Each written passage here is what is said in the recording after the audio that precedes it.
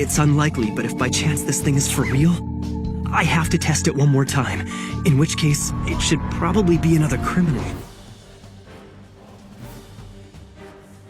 Number 10, Shogo Makishima, Psychopaths.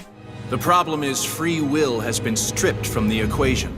In this alternate reality, the civil system acts as the judge, jury, and executioner. Capable of determining a person's crime coefficiency before any actual wrongdoings are carried out, this law enforcement enterprise shapes Japan's entire civilization. There's a good conversation starter. How do we define criminal? Maybe that dominator you're holding. Shall we allow the civil system, that which governs it, to decide what I am? Despite embodying the cruelest traits imaginable, Shogo Makishima lives free of civil scrutiny, a fact that convinces the villain to destroy the obviously flawed system. Crime coefficient 0. Basically, Makishima's goal is to liberate the nation from civil's authoritative control and force people to start scrutinizing their own behavior. We all live in our own little cell, and the system tames us by giving each of us our personal serenity. If it was not for all the senseless murder, Makishima would be almost inspirational. Yuki, no! Number 9, Stain, My Hero Academia. I was testing your motives. People always show their true colors when on the verge of death. Improving society, one dead pro-hero at a time. That's fine, I'll open your eyes, heroes. You will see the world that you've created. Garnering a reputation as a violent vigilante, Stain detests the way society has commercialized and cheapened the concept of a hero. The word hero has lost all meaning in this society. The world is overrun by fakes and criminals like you who chase petty dreams. They must all be purged.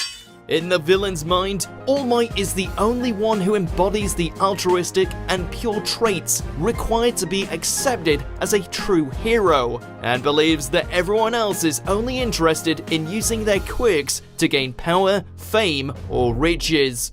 Everything that I do is to create a stronger society.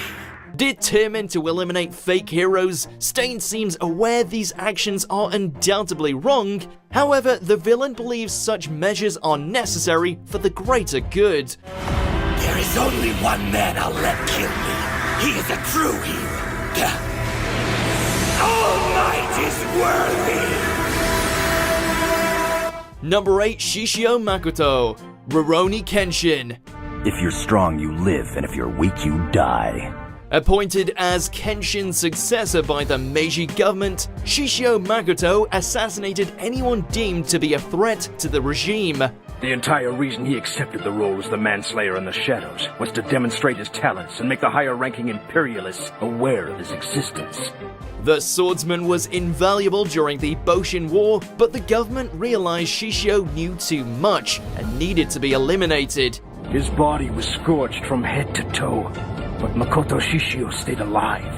Since then, he has become a demon of revenge. Burned alive by the samurai's so-called allies, Shishio somehow managed to survive.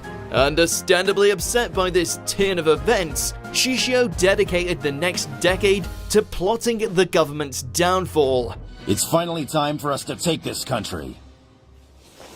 Tomorrow at 11:59, we will commence the Kyoto Grand Fire Project and be on our path to victory! Now, in all fairness, Shishio was always ruthless, sadistic, and power-hungry. Even if the betrayal never occurred, the villain might have still eventually tried to seize the throne. Power belongs to the strong. It belongs to me alone. Taking over this country is my right by natural law. Number 7, Kyubey, Puella Magi Madoka Magica. We never imagined there could be a world where each individual had their own set of emotions, yet still managed to coexist with one another. What is a magical girl anime without an adorable mascot? As a deconstruction of the genre, Puella Magi Madoka Magica subverts expectations by villainizing the sentient plush toy who originally endows the girls with magical powers as a way to fight witches. I want you to make contracts with me and become magical girls! Belonging to an emotionless species known as the Incubators, Kyubei's true goal is to transform magical girls into witches, as this produces a great deal of energy that can be harnessed to postpone the universe's destruction. Please don't misunderstand our intentions. We don't do what we do because we harbor ill will towards the human race. Everything we've done is to prolong the life of the universe. Kyubei is beyond detestable, but the Incubators are genuinely striving to protect everything. So, if you ever feel like dying for the sake of the universe, call me. I'll be waiting. Number 6, Shinobu Sensei, Yu Hakusho. His universe was cut and dry, black and white. Demons were evil, so he had to destroy them, and that's when he saw what changed him. A former spirit detective, Chapter Black Saga's antagonist rigidly believed in one universal truth. Humans are innately good, while demons are born evil. You've come to me like countless before you with selfish and spiteful souls. And just like them, you've been judged. Driven by this narrow worldview, Shinobu Sensei thoughtlessly slaughtered countless demons. But this all changed when the Black Angel stumbled upon a ritual where humans pointlessly tortured demons for entertainment. There, in that room, Sensui fell into a rage and murdered every human at that feast. Unable to accept this revelation and overwhelmed by guilt due to possibly killing numerous innocent demons, Sensui's mind shattered into various personalities as a means to cope. He created the others to bear the brunt of that trauma, and ever since, he escaped from personality to personality, searching for answers to the dilemmas that plague his soul. On the surface, Sensui wished to trigger the apocalypse, but the villain's true goal was to seek atonement by dying at the hands of a demon. Dying by demon hands, I could then make penance for my sins. Number 5, Lord Janome, Gurren Lagann. This world that I have created is the only path to ensure humanity's survival. You and your friends have strayed from that path, and I cannot allow that to continue. For humanity's sake. Stuck between a rock and never-ending waves of powerful aliens seeking to eradicate humanity, the Spiral King decided to prioritize salvation above anything else. Ignorance is such a frightening thing. You might believe yourselves to be fighting on the side of righteousness, but I am the one who is truly protecting this world. As long as the last few remaining colonies remained underground, the anti-spirals agreed to not completely wipe out humanity.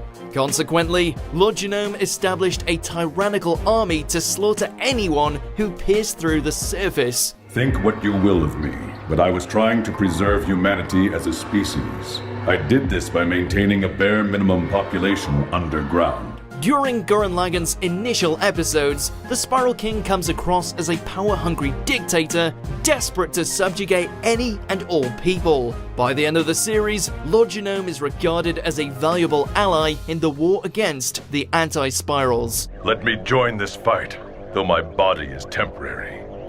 I would be honored. Number 4, Squealer, from the New World. 申し遅れました。私、塩やアブコロニーの総称役を務めます。スクイーラと申します。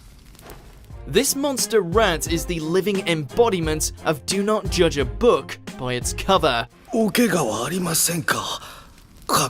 Taking place in a universe populated by a tiny portion of superpowered humans who outlasted everyone else, From the New World boils down to a war between humans and suppressed creatures known as queerats. As the leader of the revolt, Squealer talks about craving equality for all races, but believes such a feat cannot be accomplished if humans were allowed to live. そこから脱したいと願うのは当然のことではないですか? 我々は高度な知性を持った存在です。あなた方と比べても何ら劣るところはない。 The anime's final episode reveals queerats are actually ordinary humans whose DNA was forcibly mutated, and Squealer wished to destroy a cruel regime built on lies. 私たちは人間だ!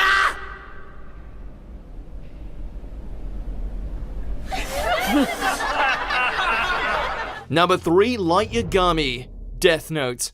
I don't know about that. I mean, from what you're telling me, it sounds like I'm doing a lot more work than they are, but I don't want to be compared to a Shinigami. Absolute power corrupts absolutely, and that is before a magical death-granting book is added to the equation. Maybe I'm wrong. This is exactly what I've been thinking about lately. This world is rotting, and those who are making it rot deserve to die. The son of a detective and loved by all, Light Yagami sought to use the Death Note's power to forge a world free of crimes or injustice. My plan is to create an ideal new world free from evil and all criminals, and I intend to reign as a god in that world for a very long time. Initially, the protagonist only writes down the names of people deemed to be evil, putting aside whether such a decision should be left to a teenage boy. Light's utilitarian motives steadily subside in favor of ruthless self-preservation. Light Yagami.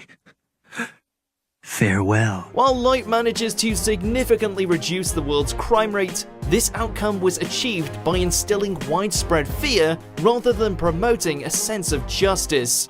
Exactly as planned. Number 2, the Principality of Zeon. Mobile Suit Gundam series. さあ、それはやってみなければわかりません。 Despite regular comparisons to the Nazis, this nation's initial goal was essentially the complete opposite of an oppressive regime.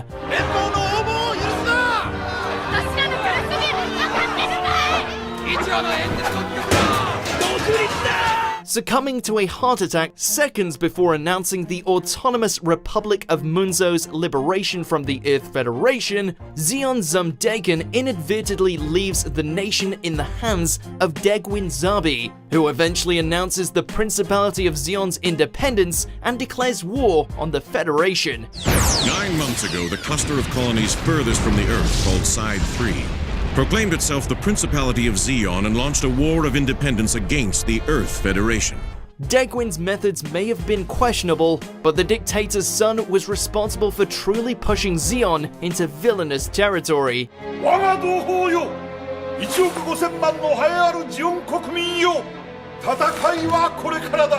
Seeking to destroy all human life on Earth to make room for the nation's so-called superior race, Gurren was even compared to Hitler by Degwin. Yes, a dictator, completely out of touch with the rest of the world. You seem to be following in his footsteps. Is that so? Number 1, Scar. Fullmetal Alchemist Brotherhood. Please accept them into your loving arms. Please grant these poor lost souls everlasting peace and salvation. Craving justice for a cruel civil war that led to the slaughter of an entire nation, the serial killer's hatred is perfectly understandable. Foolish alchemists who turn their backs on the ways of God shall be punished. Identified by an X-shaped facial wound, Scar sought retribution against state alchemists who were responsible for the vast majority of deaths during the Ishvalan Civil War. While the villain's efforts may have been driven by grief, Scar exterminated state alchemists without discrimination, and the serial killer's actions hardly benefited the remaining Ishvalan refugees. My brother, master, they're gone, all gone. But if anything, this act of revenge has some grounds of justification for the Ishvalan survivor. Did you enjoy this video? Check out these other clips from WatchMojo, and be sure to subscribe and ring the bell to be notified about our latest videos.